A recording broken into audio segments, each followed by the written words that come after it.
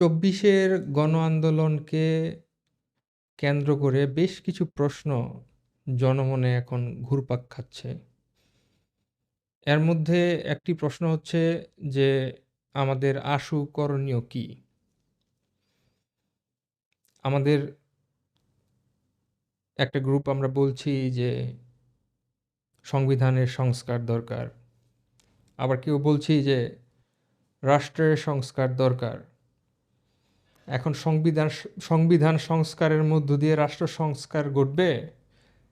নাকি রাষ্ট্রের সংস্কার করতে গিয়ে যেখানে সংবিধানের পরিবর্তন দরকার, তার রিফ্লেকশন আকারে সংবিধান পরিবর্তন আমরা করব? এরকম নানান ধরনের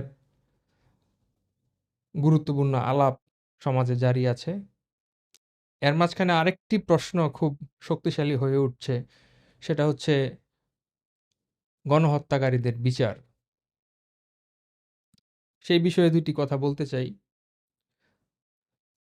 গণ-অভ্যুত্থানের ভেতর দিয়ে তৈরি হওয়া যে গণসম্মতির কথা আমরা বলছি বা পিপলস উইল এর কথা বলছি, সে পিপলস উইল এরও তো একটা ভিত্তি আছে। সেই ভিত্তিটা কি? রাষ্ট্রের সংস্কার? নাকি ফ্যাসিস্ট গণহত্যাকারীদের বিচার?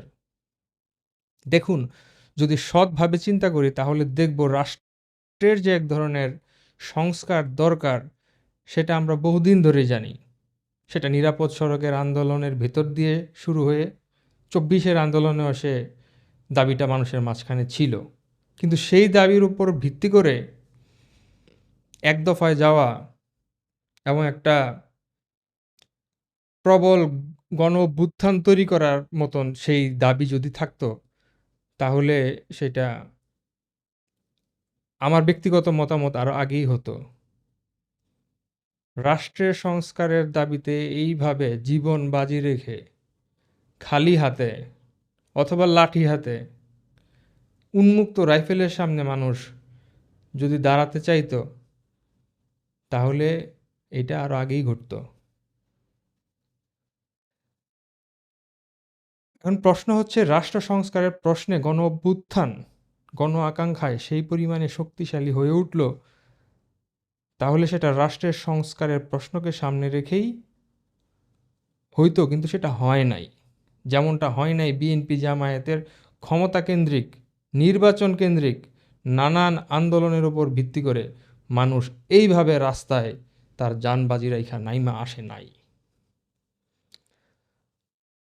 রোকেয়া বিশ্ববিদ্যালয়ের ছাত্র আবু সাঈদকে প্রকাশ্যে হত্যাকাণ্ডের পর মানুষের দাবি সলিড হতে শুরু করে, এবং সেই শুরু করার পেছনের যে দাবি সেটা ছিল বিচার, হত্যাকাণ্ডের বিচার। এবং আবু সাঈদের হত্যাকাণ্ডের বিচারের মধ্য দিয়ে আসলে মানুষ যেটা চাচ্ছিল সেটা হচ্ছে, বিগত ফেসিস্ট রেজিমের ১৫ বছর ধরে যে শত শত হাজার হাজার গুম খুন হয়েছে সেই বিচারও।